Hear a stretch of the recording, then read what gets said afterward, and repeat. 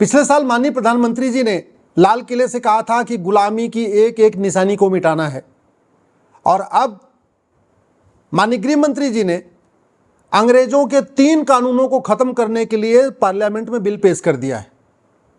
1860 में बना हुआ इंडियन पिनल कोड अब खत्म हो जाएगा, 1872 में बना हुआ एविडेंस एक्ट भी खत्म होगा, और इसी के साथ क्रिमिनल प्रोसीजर कोड ये भी अब खत्म हो जाएगा। इसकी जगह 3 नए कानून आ जाएंगे। मैं इसके लिए माननीय प्रधानमंत्री जी को और माननीय गृह मंत्री जी को धन्यवाद देता हूं, उनकी पूरी टीम को धन्यवाद देता हूं।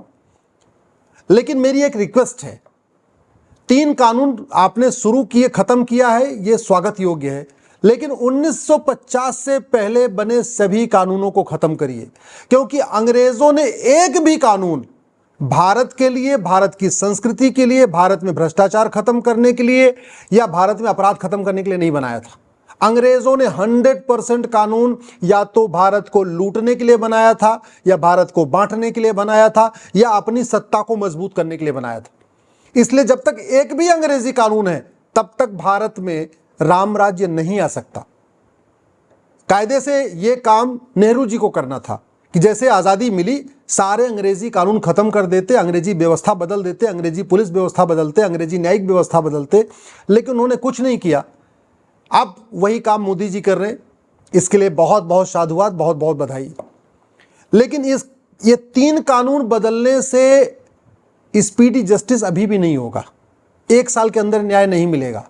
अगर हम चाहते हैं कि भारत में 1 घंटे के अंदर मुकदमा दर्ज होना शुरू हो जाए, 1 महीने के अंदर जांच पूरी हो जाए और 1 साल के अंदर लोगों को न्याय मिलना शुरू हो जाए, यानी FIR within hour, investigation within month and justice within year, तो उसके लिए हमें अमेरिका की तर्ज पे 1 नेशन 1 पिनल कोड लागू करना पड़ेगा।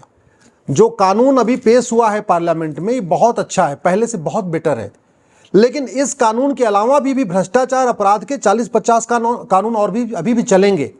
घूसखोरी का कानून अलग से चलता रहेगा, जमाखोरी का अलग से चलता रहेगा, मिलावटखोरी का अलग से चलता रहेगा, कालाबाजारी का अलग से चलता रहेगा, नशा तस्करी का अलग से चलता रहेगा, मानव तस्करी का अलग से चलता रहेगा, सोना तस्करी का अलग से चलता रहेगा, जिहाद कट्टरवाद रोकने के लिए अलग से कानून चलता रहेगा, घुसपैठ के लिए कोई कानून है ही नहीं है, धर्मांतरण के लिए कोई कानून सेंट्रल लेवल पे है ही नहीं है, आतंकवाद वाला कानून अलग से चलता रहेगा, अलगाववाद वाला अलग से चलता रहेगा। मेरा आग्रह यह है माननीय प्रधानमंत्री से, गृह मंत्री से, कि आप अमेरिका के फेडरल पिनल कोड की तर्ज पे जो एक नया कानून बना रहे हैं, इसी में सारे के सारे भ्रष्टाचार और अपराध के जितने भी कानून हैं, इसी में चैप्टर 1, चैप्टर 2, चैप्टर 3 करते करते करते 100 चैप्टर हो जाए, 120 चैप्टर हो जाए। जैसे अमेरिका के फेडरल पिनल कोड में 123 चैप्टर है, तो हमारी तो जनसंख्या ज़्यादा है, हमारे यहाँ अपराध भी ज़्यादा है, तो हमारे यहाँ तो 150 चैप्टर भी हो सकता है या 200 चैप्टर भी हो सकता है। लेकिन हमें इस पैटर्न पे बनाना पड़ेगा, क्योंकि मुकदमा लिखने वाला हवलदार होता है, उस 10वीं या 12वीं पास होता है। अगर हम 50 कानूनों का मकड़जाल कंटिन्यू करेंगे तो वो 50 कानूनों को नहीं पढ़ पाएगा। हाँ, अगर एक कानून में सारे के सारे अपराध इसमें शामिल हो जाएंगे तो वो हवलदार थाने में बैठा बैठा देखता रहेगा कि कौन से चैप्टर में क्या लिखा है, कौन से चैप्टर में क्या लिखा है, तो FIR आसानी से लिख देगा और FIR अच्छा लिखेगा। FIR क्रिमिनल जस्टिस सिस्टम की जान होती है, फाउंडेशन है। अगर अच्छा FIR नहीं होता तो बाद में अच्छी इन्वेस्टिगेशन नहीं होती, अच्छी इन्वेस्टिगेशन नहीं होती तो ठीक से न्याय नहीं मिलता, मुकदमा लंबा चलता है, कई बार लोग सबूत के अभाव में छूट जाते हैं, कई बार ऐसा भी होता है कि जो दोषी होते हैं उनको बेल मिल जाती है, निर्दोष जेल में रहते हैं। इसलिए FIR अच्छा होना चाहिए। FIR तभी अच्छा होगा जब 1 नेशन 1 पिनल कोड होगा। इसके अलावा चूंकि जांच पुलिस को करना है, पुलिस हर राज्य की अलग अलग कानून से चल रही है। 1861 का जो पुलिस एक्ट है इसको बदलना पड़ेगा। अंग्रेजों द्वारा बनाया गया कानून ये 1861 का बहुत घटिया है, हमें 1 नेशन 1 पुलिस कोड भी लागू करना पड़ेगा।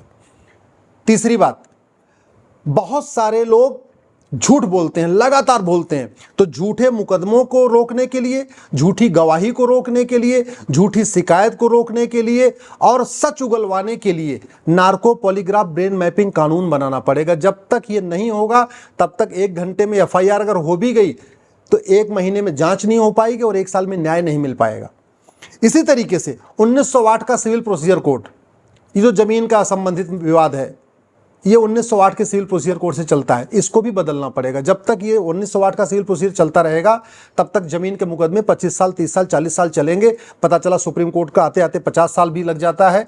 मुकदमा जो है बेटा शुरू करता है, बेटा बूढ़ा हो जाता है, पता चला उसका बेटा के मुकदमा लड़ता है, तो ये 1908 का सिविल प्रोसीजर कोड भी बदलना पड़ेगा। Judicial code, one nation one judicial code लागू करना पड़ेगा। पूरे देश के जज, चाहे हाई कोर्ट के जज हों चाहे वो डिस्ट्रिक्ट कोर्ट के जज हों, सबके लिए एक रूल्स रेगुलेशन बनाना पड़ेगा, सबके लिए एक प्रोसीजर बनाना पड़ेगा, कॉमन जुडिशियल टर्म यूज करना पड़ेगा। तो एक one nation one judicial code भी लागू करना पड़ेगा। इसको सुप्रीम कोर्ट खुद करे, और सुप्रीम कोर्ट खुद नहीं करना तो हाई कोर्ट को, पार्लियामेंट को करना पड़ेगा। इसी तरीके से एक जुडिशियल चार्टर लागू करना पड़ेगा कि कौन सा मुकदमा कितने दिन के अंदर खत्म होगा, कौन सा मुकदमा 5 डेट में खत्म होगा, कौन सा 10 डेट में खत्म होगा, कौन सा 15 डेट में खत्म होगा। इसके लिए एक जुडिशियल चार्टर लागू करना पड़ेगा।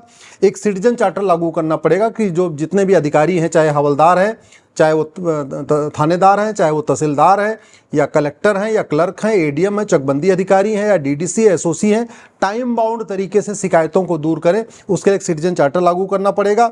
एक एडमिन चार्टर लागू करना पड़ेगा। और सबसे इंपॉर्टेंट, सारे कानून बन गए लेकिन अगर भ्रष्टाचार खत्म नहीं होगा तो भी जस्टिस विद इन ईयर नहीं होगा। टारगेट है जस्टिस विद इन ईयर। मेरे जीवन का लक्ष्य है कि 1 साल के अंदर लोगों को न्याय मिले और भ्रष्टाचार जड़ से खत्म हो जाए।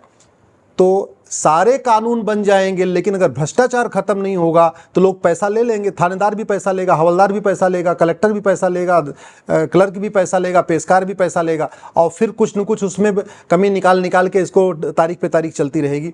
तो भ्रष्टाचार खत्म हो उसके लिए ज़रूरत है वन नेशन वन टैक्स लागू किया जाए।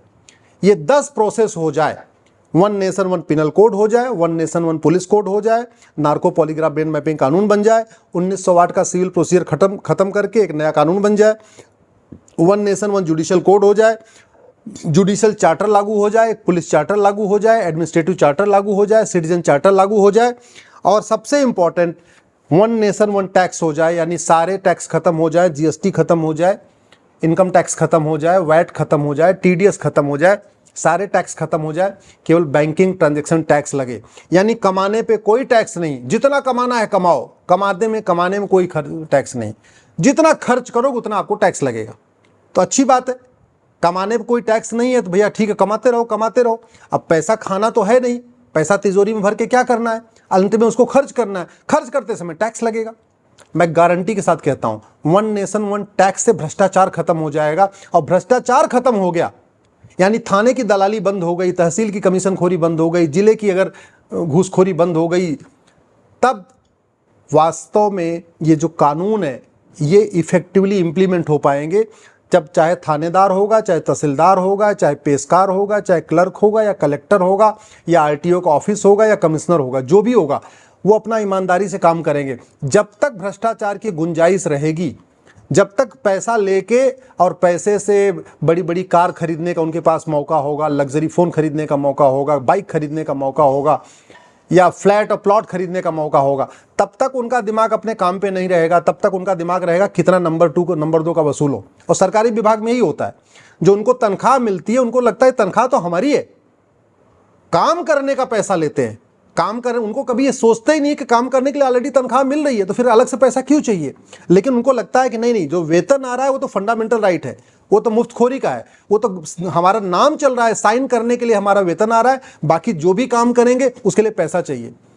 तो मैं माननीय प्रधानमंत्री से निवेदन करता हूँ, उनको आग्रह करता हूँ, गृहमंत्री से आग्रह करता हूँ, अब आप वन नेशन वन टैक्स की तरफ बढ़िए, पुलिस चार्टर लागू करिए, जुडिशियल चार्टर लागू करिए, सिटीजन चार्टर लागू करिए, एडमिनिस्ट्रेटिव चार्टर लागू करिए, 1908 का सिविल प्रोसीजर कोड भी बदलिए, इसी तरीके से नार्को पॉलीग्राफ ब्रेन मैपिंग कानून बनाइए और जस्टिस विद इन ईयर, इस मंत्र को आप साकार करिए।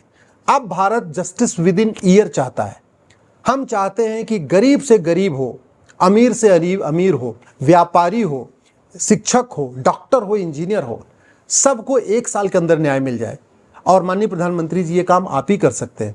आप बहुत सारे ऐतिहासिक काम कर रहे हैं, बहुत सारे ऐतिहासिक निर्णय ले रहे हैं, जो काम नेहरू जी नहीं किए, शास्त्री जी नहीं किए, नरसिम्हा राव जी नहीं किए, चंद्रशेखर जी नहीं किए, बीपी सिंह नहीं किए, गुजराल साहब नहीं किए, इंदिरा गांधी नहीं की, राजीव गांधी नहीं किए, अटल जी नहीं किए, वो सारे काम आप कर रहे हैं।